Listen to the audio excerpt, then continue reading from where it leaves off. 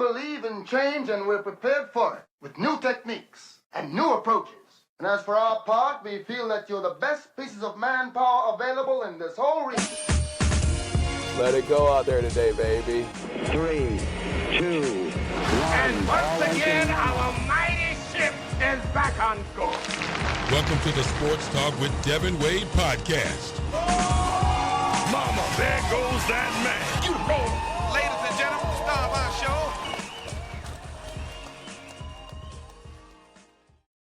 Welcome to another edition of the Sports Talk with Devan Wade podcast. So glad that you are joining us, whether it's on YouTube or Apple Podcasts or Spotify or TuneIn, wherever. Thank you so much for tuning in. We have a wonderful episode for you this time out. Going to visit with Terrance Harris of the Defender Network, longtime friend of the show. Appears on KTSU Sports Talk from time to time. Just one of the real good guys in media. We'll have him on. And, of course, we're going to talk about the Texans. But first, I just wanted to come on and say hi to you guys and tell you about a couple of things. So a lot is going on. I'm on the verge of rebranding this podcast. Not that it will change a whole lot, but it will give me an opportunity to open things up so we can have different conversations. If you've listened to this podcast over any length of time, you know that we will venture off. We'll go off on a tangent. We'll go into politics. We will go into cultural things. We'll go into all sorts of things. And I want the freedom to do that under the umbrella of a rebrand. So that's coming up, and I want you to be excited about that. But I do have a lot of Sports Talk with Devan Wade t-shirts and coffee mugs that can be yours for a nominal contribution of support. So if that's something you want, reach out and we'll connect, and I'll make sure you can get you a Sports Talk with Devan Wade coffee mug. I think I have one right here. You know the brand. And before I'm getting ready to rebrand. So if you have one of these, you can always say you were there in the beginning of whatever this continues to grow into go on and become. I will tell you this. Thank you so much for your support throughout as we continue to grow. I've not been as consistent as I would like, and we're trying to manage, and I talk about that quite a bit. But we will continue to produce content that I think is compelling and interesting. And of course, I always want you to be a part of that conversation. And you can do so in several ways. You can do so by calling a sports line, 832-941-6614. You can leave a message, and you may just make it on the very next podcast with your question, your comment, your suggestion, request, whatever it is that you want to add. We like those sorts of interactions. So that's important to me that happens. And so you can also hit me up on Facebook. And again, just want to change things up a little bit. Got a fresh new look coming up for you with the logo and all of the stuff that comes with that. But yeah, I still have some Sports Talk with Devan Wade stuff that I think is really high quality and looks nice.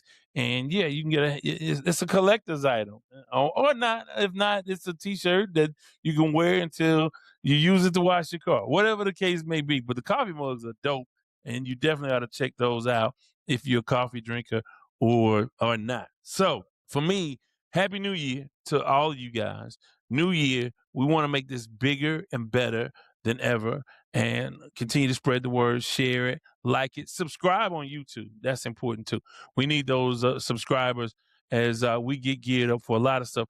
Now, I have been on my bourbon thing. Now, I have mentioned this previously, so I may talk about that from time to time. It's just been a hobby, man. It's such an interesting thing.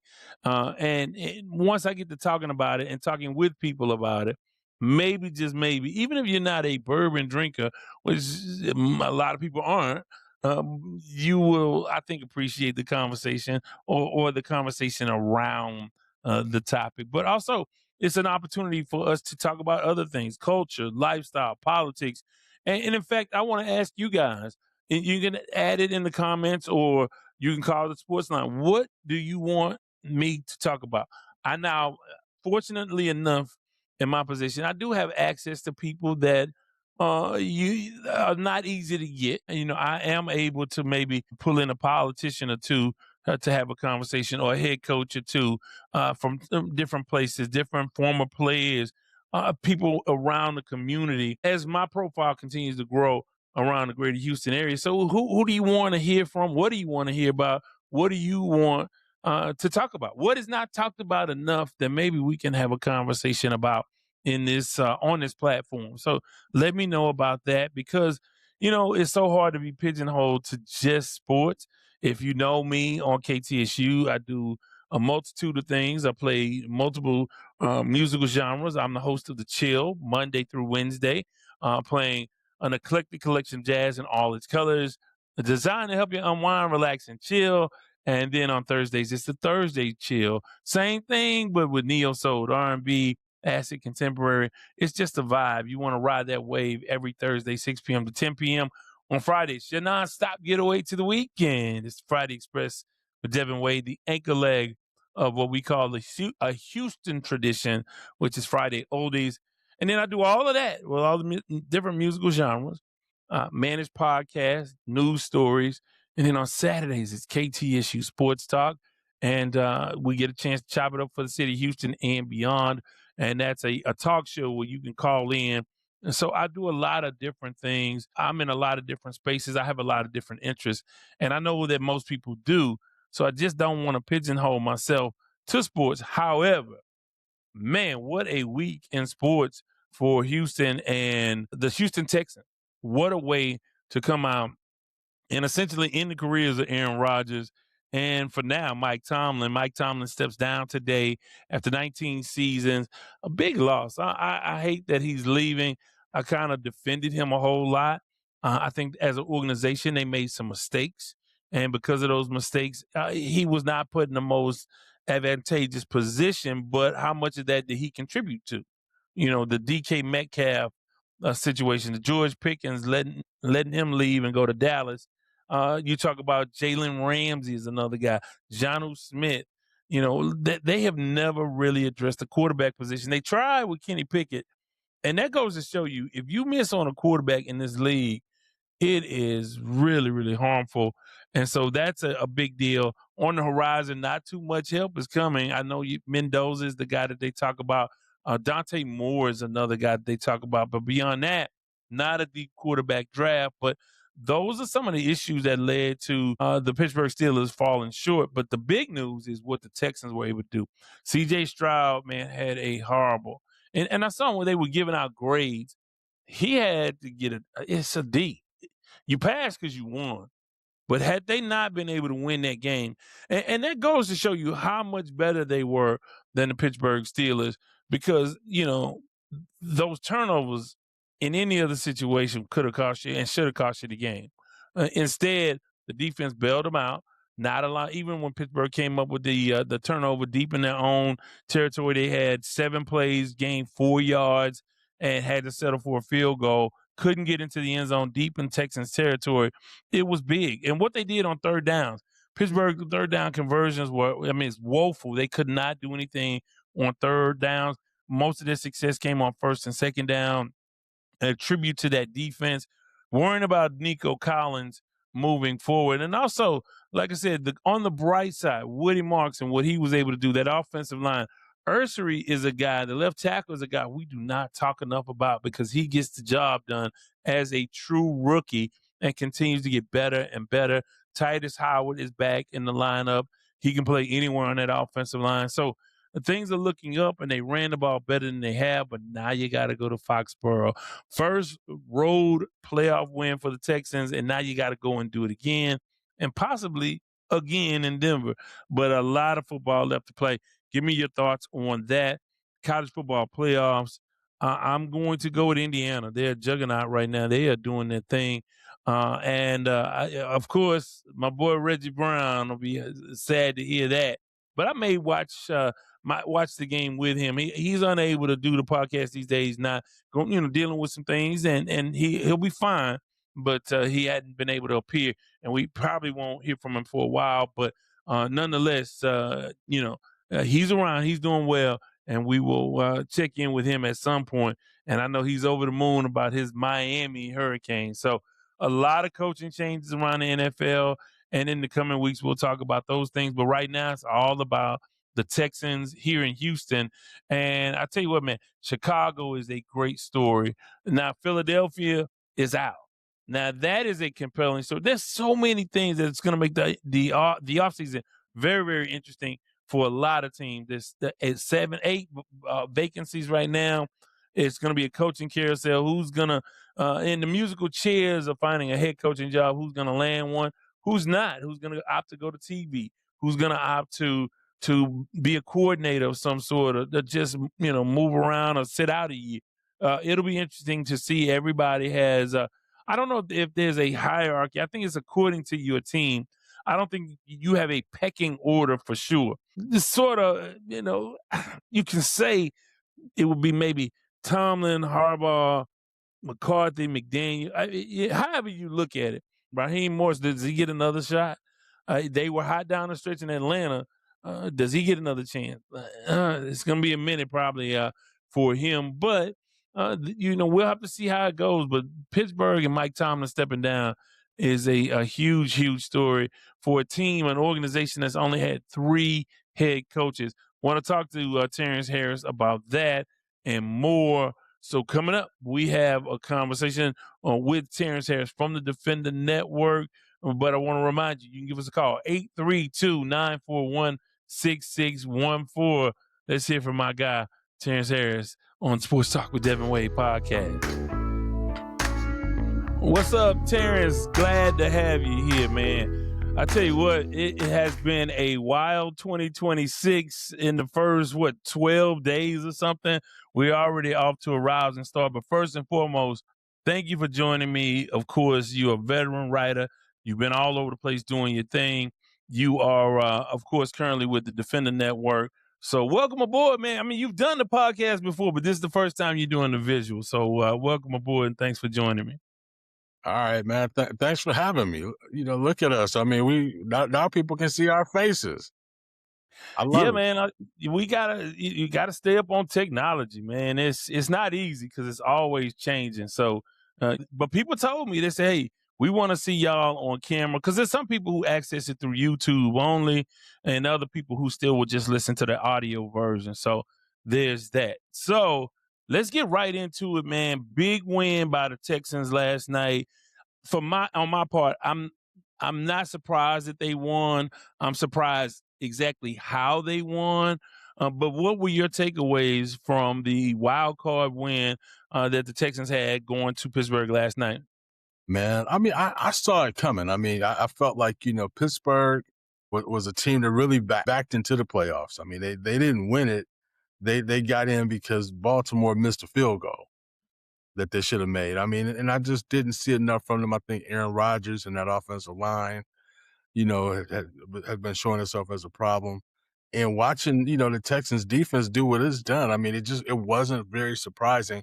And I knew that they needed to score at least 21 points. And, and they managed to do that, although, I mean, 14 of them came from the defense, but still, I thought that, defensively, I mean, and this is what gives, I believe, the Texans a legitimate chance at making it to the Super Bowl this year. I think that defense is out of this world. And I think all of these, you got a couple young quarterbacks who are still alive. And I think that the Texans can really get them some problems. Yeah, and I want to get more into last night and looking ahead to Sunday versus the Patriots, and maybe a look at some of the other matchups around the NFL. But let's talk about the news of the day. Mike Tomlin. And so let me preface all this by saying you hate Pittsburgh. You are a Clevelander, and, you have that Cleveland, Ohio bias, and they're in your division. Your team faces them twice a year. And the rivalry is real up in those parts of the Midwest. But so let's say that. I get that disclaimer out there before you make any comments. But how about the career of Mike Tomlin coming to an end after 19 seasons? What are your takeaways, and what has he meant to the game and to that organization? Yeah. Well, let me start out by saying, I mean, after all of that, I mean, when you get done with the rivalry and all of those other things, I mean, when you peel back on all of that, I mean, Mike Tomlin's a great guy. I used to have opportunities to hang out with him during LSU's pro day. He would come there every spring for their pro day, and I would always be there, of course, when I worked for the Times-Picayune back in the day. And so we would have a great time. I mean, he was just such a personable, real dude. So I mean, I've always liked him. I respected him. I mean, and I've loved how he's carried himself.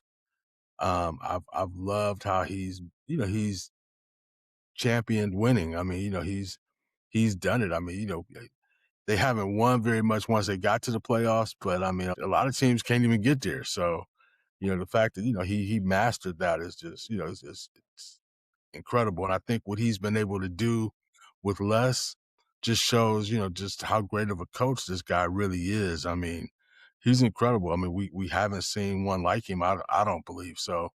I give major props to him and what he's done for the game, what he's done for the Pittsburgh Steelers. I mean, he hasn't been very nice to us. I mean, Cleveland Browns, but hey, I I know, mean, but Jameis and Shador have gotten wins against him oh, lately. yes, indeed. I mean, as a matter of fact, we if it weren't for that field goal being missed, we would have been the biggest reason why they didn't make the playoffs this season. So I was, kind of disappointed in that because we really did handle them late in the season. So but I like I said, I like Mike. I think that he'll be missed for a couple of years. I think a lot of people I'm cracking up because like everybody's putting him in their uniforms for all of the open jobs. I've even seen him in a Cleveland Browns uniform. But what people don't realize or fail to realize is that it's not that simple because he stepped down. He has 2 years left on his contract, which means the Steelers have control. Yeah. So from that standpoint, they'll have to probably trade picks or something to compensate him if he wants to come back. But, I think this year in particular, I think this started a few years back. You didn't really have a post-career plan after Roethlisberger got older. You didn't have a transition. You took a chance on Kenny Pickett. That didn't work out. And then you just you brought in Russell Wilson, Justin Fields, and now you bring in a older Aaron Rodgers. They didn't have a real quarterback plan, and I think that they took the wrong gamble on DK Metcalf. He's not showing up. Almost like we talked about this off air. AJ Brown. These guys, they're problems, and when it's time to have production, both of those guys failed to do so this season. So I think, from that standpoint, and I don't really understand the inner workings of the Pittsburgh organization to know how much he had control of personnel, but there were some personnel missteps in there. A lot of people think that the Steelers should have picked up the option for Pickens, who had a great season in Pittsburgh. Yeah. And then instead of giving DK Metcalf all of that money, I think they found some sort of quality, if not superstar running backs that give them what they need. They still have a nice tight end in Freiermuth. They brought in Jonnu Smith, who didn't add as much as he could have. They had some issues, and I don't know what percentage of that was on him or the structure of the organization and making some of those personnel moves. So I don't. Do you have any insight on that? Well, I don't have any real insight, but I know that. I mean, I'm sure you can't be around that long and not have some say in personnel and who you're going to trot out there. So I think it probably was more of a collaborative thing. But I mean, I think that definitely his voice was heard. I don't believe anybody showed up there that he didn't want to show up there. Right. And I don't think that they probably let anybody go that he really, really felt passionately about keeping. It's one of those deals, Devin, and you know this. I mean, you have to work with somebody. It's just like D'Amico and Nick Caserio here. I mean, I think that D'Amico's heard, and I believe that his voice is very loud in that room, but he also has to work with Nick too. So I mean, so it's a collaborative thing, and I think that Tomlin had something very similar and probably stronger. Right. And so, again, as you look for to minimize or mitigate the blame on him. You sort of have to try to understand what the organization did. I think he's had an incredible career. Obviously, it looks like, I think, had Tomlin come back, maybe there was a slight chance that Aaron Rodgers will come back. Now, Rodgers hadn't made any announcements, but I don't think he plans on coming back. And maybe that factored into Tomlin's decision of trying to start over. It's not a deep draft when it comes to quarterbacks. I don't know what will be out there that's life changing at the quarterback position in free agency. So, I mean, this was as good a time as any to get out of the game for a minute if you're Mike Tomlin. But you just hate to see it because he's the most successful black coach, football coach of all time on the pro level, and he will have a long-lasting legacy. And I don't think it's over with. I think if he wants to, he'll be back in the game. Yeah, for sure. I think though, and let's keep it real. I mean, I think that him stepping down now allows the Pittsburgh Steelers to, go into the rebuild that I think that they've always needed to go into. And they were trying to kind of plug and play. And I believe it's because you had a coach and and let's keep it real, you had a black coach who, you don't get much grace. I mean, you don't get what Cowher and Chuck Noll got, perhaps. I mean, this is an organization that has never fired a coach. But at the same time, you're a black man, and so I don't think you want to necessarily run that risk of a rebuild. And so I think that, he probably never really wanted much of that. I mean, that's why they ended up with Russ and Fields last year. Fields. I mean, which made absolutely no sense when you only keep them for 1 year. So but it tells me that, this organization didn't want to rebuild. Somebody in the building didn't want to be a part of a rebuild. They wanted to kind of tinker and retool and keep it moving. But now, and perhaps it was him wanting to keep, his playoff streak alive and that sort of thing. But now, now that he's gone and out of the building, you don't have to worry about that. You can go draft you a young quarterback that you believe in, and, and you can grow with that person. You can build around them. You can, go out and put pieces in place that make sense for him. And I think that that's what they'll end up doing. I mean, because he's gone now. So, I will say, he was as secure as any coach can be with that organization. You're talking about a organization with only 3 head coaches making $20 million a year. Boy, hard to walk away from that. But I know he can make a lot on television as well, and a lot of people suspect that he will be on television. There are a couple of openings. I think everybody wants to hear about it, hear from him. He's a guy that can provide you those sound bites. I mean, off the top, I think he's better than Bill Cowher and a number of other guys that are on. I would tune in to see what he brings to the table. I just love the way he commands the press conferences. I mean, look, I've rooted for him for a long, long time. Yeah. And, it's bittersweet to see him go. But I know that this is not the end for him in the game of football, whether it's in the media or coaching on the sideline. So, from that standpoint. Right, definitely. I mean, you definitely have not heard the last from him. So believe that. And I would not be surprised if there's some type of settlement that was agreed to, behind the scenes, and so I don't think no black man in America is walking away from $40 million. That's not what we do. Well, Chappelle did.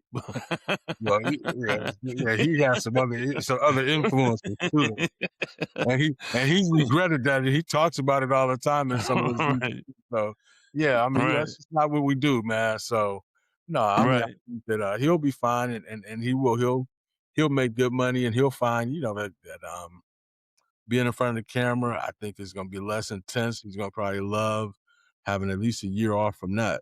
So let's get back to the Texans because, again, I think we'll revisit the AFC North before we get out of here again because we want to talk a little bit about the Cleveland Browns and their offseason and what they may have in store. But let's talk about the Texans.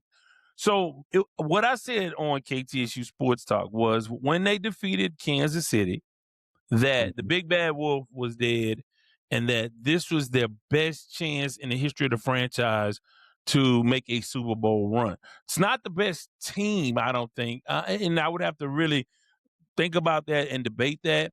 I think we vilify some players who were better than we gave them credit for.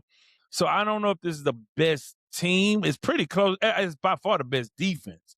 You Right. don't have the best defensive player because J.J. Watt is the best all-time, Texan on the defensive side.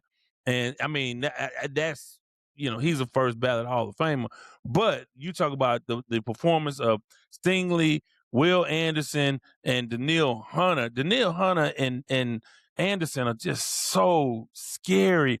And what they do is they wear you down over the course of the game. And when early on, Pittsburgh had some success early on moving the ball, not getting in the end zone, but moving the ball. But you just see Houston kept coming in waves and waves, and the pressure kept up. And that offensive line broke down. Now all of a sudden, Rodgers fumbles. You got a scoop and score. Then you had a pick six at the very end with 4 minutes left in the game. It was just it's one of those things, man. It's a war of attrition, and it starts from the time they get off the bus, man. Talk about that defense and what you see. Man, I see a defense that's just, relentless. I mean, they don't stop. They keep coming at you. And like you said, Will and Danielle, you don't have a J.J. Watt, but you got two guys, I think, that when you put them together, I think that, they're as dominant as J.J. was up front there for him. And Rankin, he brings it in that scoop and score, which is caused by Will and his hit. Those guys, and then the back end is just no joke. I mean, we forget about like Jalen Petrie and those other guys. We focus so much on Sting, but I mean, they're just loaded, man. I mean, this is and Lassiter, Lassiter, Bullock. Yeah, and you have to give it to D'Amico. I mean, I think that D'Amico is doing an outstanding job of running that defense. I mean, even though he does have a defensive coordinator, but that's his defense, that's his strategy. And, and it's just been hellacious for other people. And it's been fun to watch. I think that this is what's going to give them the best chance, because you're going up against a second-year quarterback in Drake May, who's in the playoffs for the first time, right? Now, they're going to be at home, so that's going to make it a little bit tougher.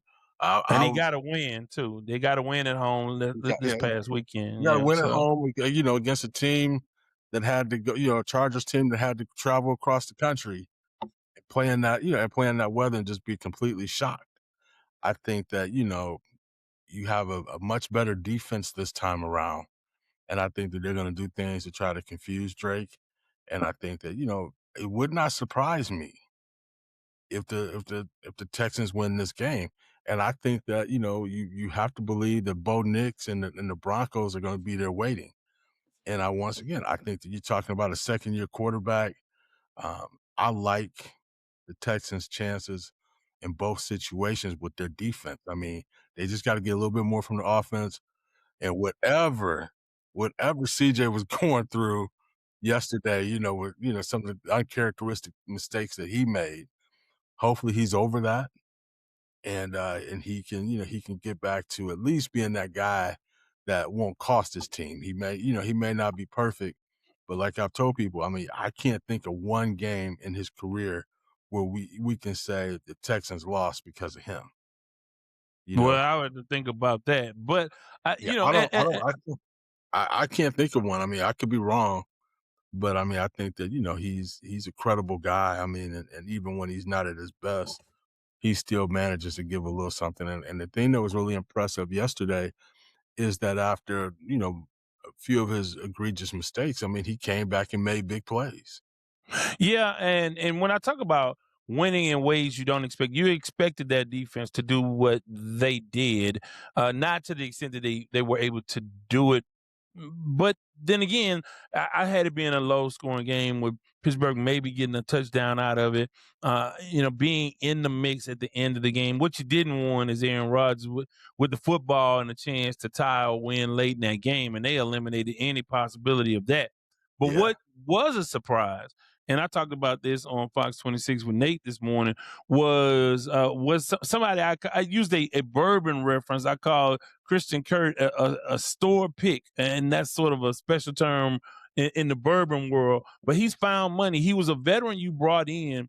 And he hadn't made a major impact. I know he's had injuries and has been out a lot, but that's why you bring in these guys for moments like this.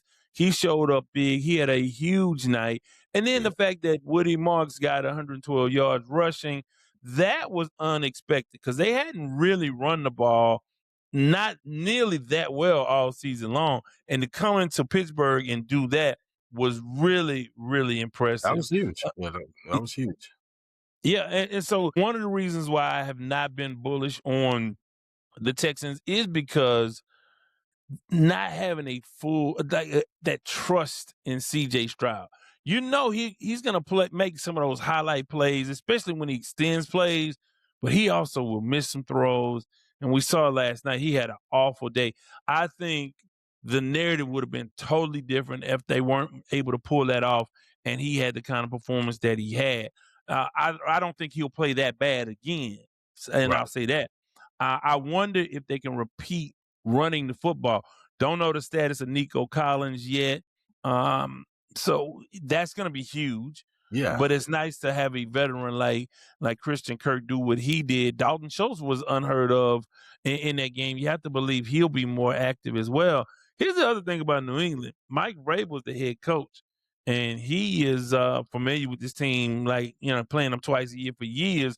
And when he was coaching Tennessee, so he knows this team. But the only thing that's the same really about this team and the teams he coached against are the uniforms, because it's for the most part. I mean, these are all new guys. Well, he coached against Will Anderson. Yeah, and those he guys did, but I think for only maybe only a year. For a year, yeah. It's only a year, so he doesn't have I don't think he has a great encyclopedia. This is his second year or second year? Yeah, second year. No, first year in New England, right? Was he first? Yeah, but like last year, so he was there last year. Yeah. No, he sat out last year because remember he was actually with the Browns last year, and we let him get out. And we let him get out the building. I mean, shouldn't have let that happen. It took two of our practice squad tackles who are now starting for him. So go figure. Right, right. I mean, I'm like, come on, man. I mean, we should never have let Mike Vrabel leave. I mean, that was just ridiculous. But it is what it is. But yeah, so he's been gone from there for 2 years. Those guys are in their third year. So yeah, he only really has 1 year of playing coaching against D'Amico. He playing against those guys. And I have a hard time believing that he's held on to a lot. But I mean, he probably has some familiarity. The good thing is that they have some familiarity with him too and what he likes to do. So no Derrick Henry in that backfield. They have a couple of good backs. With Henderson and Stevenson. So they have, and I haven't paid as much attention to them. Obviously in that division, I paid a lot more attention to the collapse of Miami. And, you trying to keep an eye on Aaron Glenn in New York, and they just steady to keep winning. It's going to be a tough task. I don't know what the weather's like yet. I hadn't seen the forecast, but, and we'll get into that a little bit later on. Let's talk about the rest of the playoffs. What has stood out to you? Because there were some very competitive games. The only 2 games that weren't competitive were the New England game against the Chargers, where the Chargers couldn't protect Herbert to save their lives, and the Texans blowing away Pittsburgh. But the other games were really competitive. But the Bills go to Jacksonville. That was an either-way game. The defending champs, Philadelphia, are out of it. Yeah. I predicted that San Francisco would win that game. You can't have sort of disruptions all season long and expect that as soon as the playoffs start, all the problems will be fixed. It's like all of their problems came to the surface versus San Francisco, and they still had an opportunity to win that game. It wasn't a blowout at all. They were in that game. A.J. Brown makes a couple catches. They would have probably advanced. Yeah, that could have been a lot different. The thing that stood out about me this past weekend was how many road teams actually won in that first weekend. I mean, whether it be San Francisco, whether it be the Texans, whether it be Buffalo, yeah. Buffalo. I mean, so you had a lot of road teams that had success. Now, I will say this: the NFL playoffs were much better than this mess that we had to watch at the college game. I tell you that. I mean, it's been blowout. It's been one good game, well, one or two good games. You talk about the Ole Miss, that Ole Miss game that went down to the wire. That Miami Ole Miss game, that was a really good game down the stretch. But they've been far and few. They've been far and few in between. I mean, Indiana is looking like a juggernaut. I mean, I'm still trying to understand what did they do, because this makes Mark Cuban gave him $50 million. That's what happened. Oh yeah, and they got good quick. Yeah, they did. I mean, I think they're the ones that got people really talking about we need a salary cap, because we can't do this. We can't. I mean, like I said, college football is upside down to me right now. I mean, we have Indiana that's never really been relevant in football, and we have Miami that hasn't been relevant in 20, 30 years. It's been a minute. Yeah, it's been a minute.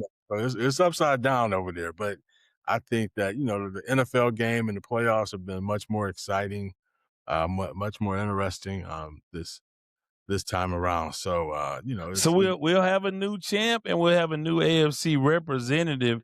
What do you see when you look ahead? I mean, Matt Stafford, look, Carolina played much better than I thought. And it took a MVP effort for Matthew Stafford to bring them back in that game. But I would have to say, you got to go with somebody in the NFC West. Is it Seattle? Is it? I mean, one thing about those? No, I mean that quarterback up there is a problem. I mean, he's good, but he makes a lot. Yeah, but he makes a lot of mistakes, man. I just don't see them, being able to overcome, a lot of the blunders that he makes almost every game. So I think it's probably the Rams, right? I personally I think that it could be the 49ers that come out of there. I just would not be surprised. I mean, well, see, they just lost George Kittle, and that's a huge blow, man. He tore an Achilles, so that changes my perspective on that. I mean, they're depleted. Think about this: they did this whole year without Brandon Ayuk, and they've had injuries. So many injuries, and I think the Kittle injury is a bridge too far for them to overcome. And that being said, you have to believe it'll be to me, Rams or Seattle. It's hard to go into Seattle and win with that defense. We talk about our defense in Houston. They got a defense too. Yeah, they definitely do. I mean, but I think that the Texans, to me, the Texans are better. I mean, I just really believe that. So we'll see. I mean, I've learned not to, I don't like the quarterback in Purdy. I don't really like him in San Francisco, but the kid keeps winning. The coach keeps coming up with game plans to kind of mask some of their weaknesses. And freaking McCaffrey, I just get tired of him, but he's money, man. So big catch last week. Yeah, huge. I mean, so I could see a scenario where, and I don't want to keep pushing the Texans narrative too much, because I'm not a homer at all. But I just think that, when you look at their defense, and their defense is so special, and I think that a lot of these young teams are on the come up, but I think that they are still maybe a step away from being championship bona fide. So I think that gives these guys a chance. I mean, so I'm kind of excited for what the Texans may be able to pull off. Yeah, I worry. Like I said, while you won't see CJ struggle as much, if you don't have Nico Collins, that's going to be rough. And I don't think that they will be able to run like they did. They haven't done it all year long. There's no real reason to believe that they can repeat. What the Chubb had 48 yards. You had they averaged something like 5.3 yards per carry. Marks had 114 yards. It's hard to think that they can replicate that on the road. I think it's going to be tough without Nico. But the thing about it is, with that defense, They are in every Look, game, and look what they did. and And I think that if the defense can give them 7 points next weekend, I think they'll be fine. That's what they'll need. I mean, if they can give them 7, the offense can score 14. I think that they have a real chance to win it, because I think that this defense is good to hold a team to 14 points, 14 to 17 points. So, I could see them winning this one. I was there in Foxborough for the last time the Texans played them. I believe it was in the divisional round, and it was nothing nice. I mean, it was because that atmosphere is something. It's a long, crazy kind of drive to get over to that stadium. It's going to be gloomy and cold. So it's going to be, it's definitely going to be challenging for them. But I think that they can get it. yeah, it'll be interesting to see. We didn't talk about the Stephon Diggs angle. What do you think about facing him? I don't think he's bitter at all. I mean, at this point, he's been on 4 different teams. But to face him again, he's still one of those dudes. He's not the tip top. He's not a Nakua or Justin Jefferson, but Jamar Chase. But he is still a dude that you have to account for. What do you think about the Texans facing him again? I don't see him as being, that big of a factor. I think they can get in his head. He got enough stuff going on personally that I think that they can mess with him about, to really kind of get in his head. So I think that they're going to be fine. I don't think that Diggs is going to be the reason that they win or lose. I think, he's going to be a guy out there, and they definitely got to account for him. Yeah, I said we would go back and talk about the Browns. We hadn't talked on a podcast in this forum, and you hadn't been on KTSU Sports Talk in a minute to talk about what transpired with Shador and Stefanski getting fired. What's the direction of that team? And you keep hearing that Deshaun is going to be back and how he fits into it. Obviously, they owe him a lot of money. Can he bounce back physically and take over? And you think so? I mean, I don't know. I have no idea. I think that people got to keep in mind, they are paying Deshaun Watson $60 million this year. Okay, so you don't pay a guy that kind of money to do nothing. So I believe that he's going to get every chance to win this position, and I do believe that he's better right now than Shador or Dillon. So I think that he will start out being the Cleveland Browns quarterback. That just makes sense to me for next season. But I mean, I think that Shador has done enough that he can be seen as the quarterback in waiting. It'll be interesting to see who they bring in as the head coach. You keep hearing Mike McDaniels.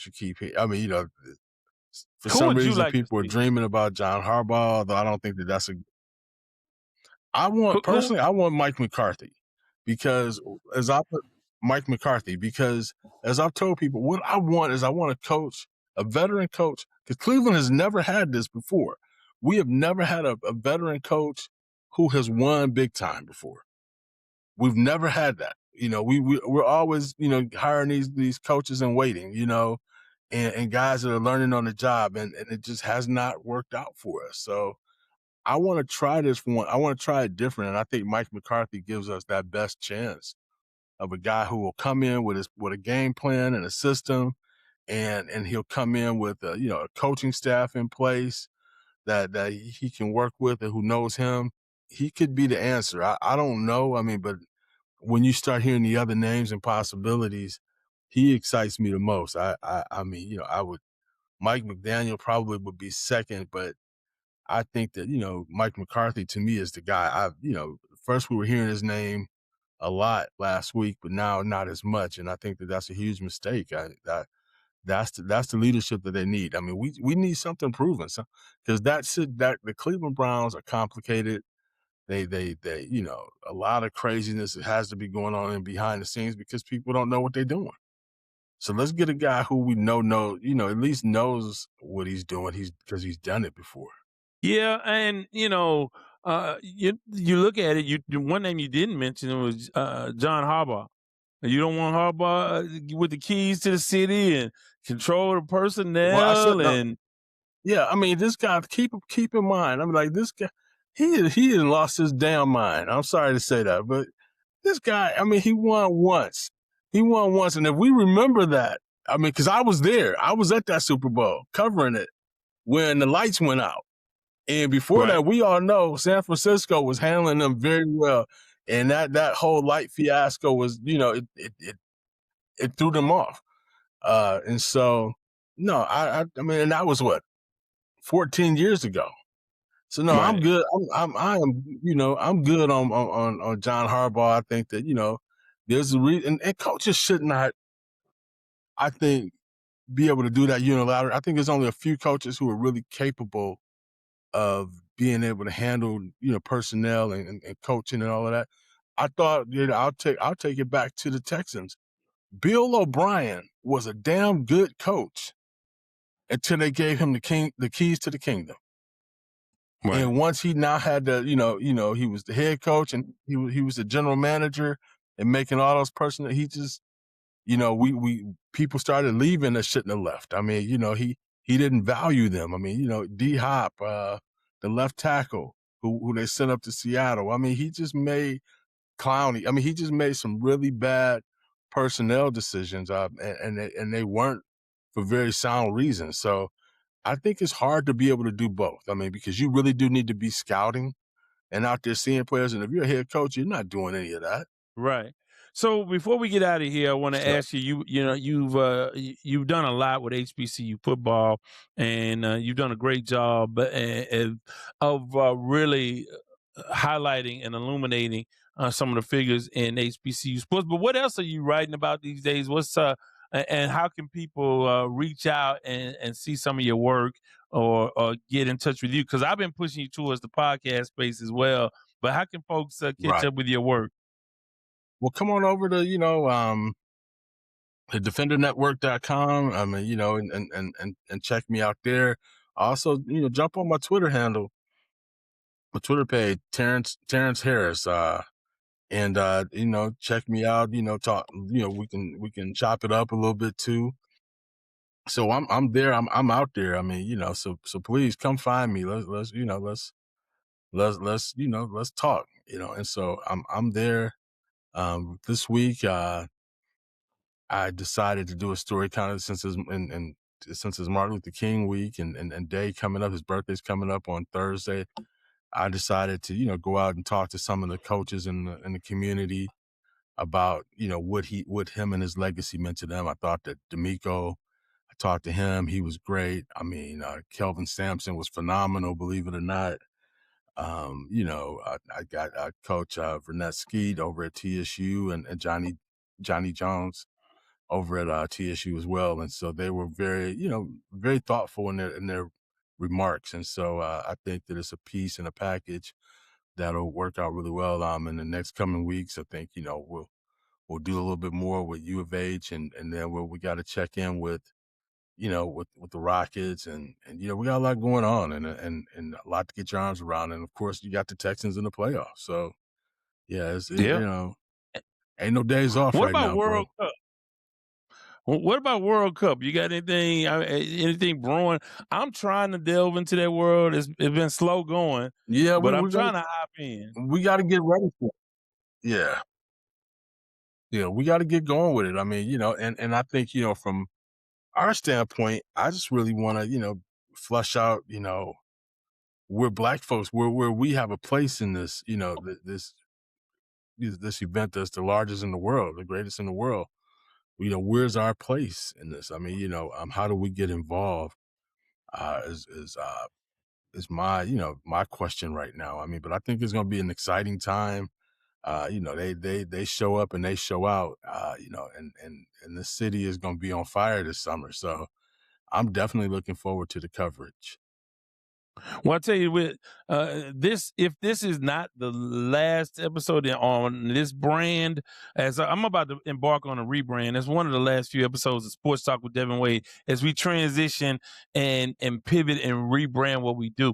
Well, we'll be talking about more than just sports on some of the podcasts. So I've been, and I know I probably bored you to tears with this, but every chance we're together in the press box or something, I'm talking about my newfound passion of drinking bourbon, studying bourbon But let me ask you this. If we are talking about any other thing other than things in the world of sports, what would you like to chop it up about? Well, we could just come on and chop it up about any subject. What would you like to talk about? Yeah, right now it's got to be world events, and this dude we got in office, man, is just unbelievable. And I mean, and we're just a year in. I mean, and I know we're already exhausted. I mean, but the things that he's pulling, and I think the push pull, and I believe that we're about to go into a new realm where, you're going to see some of his, Republican people start to turn on him and turn against him because he's about to cost a lot of folks their seats. And so Yeah. I think people are going to have to push back from him. So I think and we're already starting to see a little bit of that. And I think we're going to see more because some of the things he's doing are just so outlandish and just, and unhinged. I mean, and unnecessary. He's not doing the job. He's creating havoc. I mean, I read somewhere today where he says he's going to be the temporary president of Venezuela. I know there's got to be something in the Constitution that says that our president can't have two jobs. Come on, man. He don't work the one he has, honestly. But yeah, he ain't did the one he ain't doing yet. Right. So, and like I said, some of us in the sports world have to have a pushback against Stephen A. Smith. I don't know what he's on these days. They say he's doing his best Jason Whitlock imitation. And I tell you, that's my boy, man. Yeah, that's my Which boy, one? though, man. I've known Steve, well, both of them. I mean, I was been tight with both of those guys throughout my career. I mean, Stephen A. Smith, I remember him when he was a young guy covering high schools in New York, and being at the National Association of Black Journalists convention with him, and one time finding him in my room, trying to treat me like I was a guest, and because he was there with my roommate, and I'm like, dude, who is this guy? Get him out of here, But Stephen A. Smith has been a good guy. I mean, I don't know, he has lost his mind. Jason Whitlock and you can go back where he talked, years ago about how, he saw me as a brother. I mean, that's how tight we were, but these guys, I mean, I think, the fame and stuff like that is just so addictive, I believe. And and the need to want to stay relevant is so big and so gripping that they're just out there and they can't, and nobody can bring them back. But I think that, I know Whitlock. Like I joked with him today on Twitter because he admitted that he was wrong about Caleb Williams.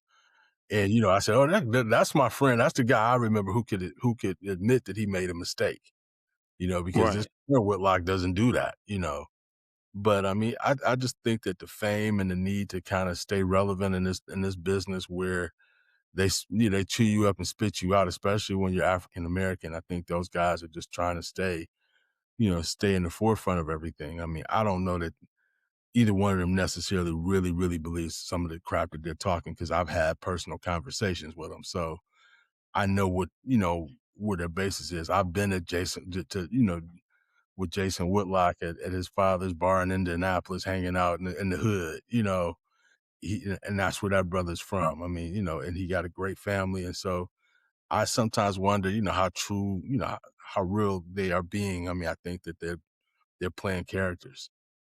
Yeah, and that it comes at a huge cost culturally, and I don't know that they'll be able to recover from that in that way. I think both of them have tarnished their legacy in those spaces, and that's a shame, and that's a real shame. But again, you are responsible for what you say and what you choose, the fights you choose to fight, and it's not something that is fun to talk about, but it has to be addressed. And I guess in the future, we'll do that.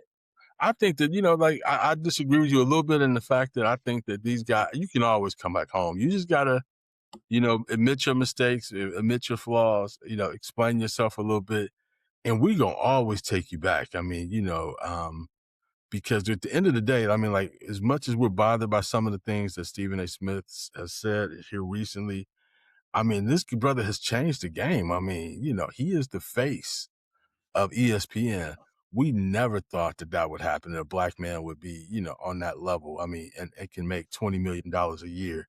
So it's, he's done something very credible. I know that he's helped a lot of young Black journalists too in this industry. He's been a mentor. He's been a friend. He when he's at the NABJ, he's a totally different guy. So he's not that guy. I mean, because we know Steve. We don't know Stephen A. We know Steve. Right. And right. And so, I think that, these guys just have lost their way a little bit, and they ain't the first Black people to lose their way and have to come back. So let's see what they, how they evolve. I mean, it's going to take some type of, Jesus, come to Jesus moment or whatever. But I believe that, they're not, I would love to have my friend back and Jason Whitlock, in the crazy conversations we used to have. I mean, but right now he's just too far gone for me to even want to try to relate with him. But if he, man, you sounding like Pastor Harris tonight, man. You doing your thing, showing all this grace and understanding and perspective, man. But yeah, I tell you, and that's in these situations. But see, the thing is these guys are personal to me. They are people who are friends. Even though I don't agree with the the direction that they're going. I mean, I still got love for Jason Whitlock. I still got love for Stephen A. I mean, and Stephen A. We've had no issues at all. Jason and I, in later years we have, but I still got love for the brother, and I have respect for him and how he built his career. I just think that he kind of got lost a little bit. He, and I think he had to do something drastic in order to stay relevant. I mean, I remember a conversation he and I had years ago about how he never wanted to be known as the Black columnist.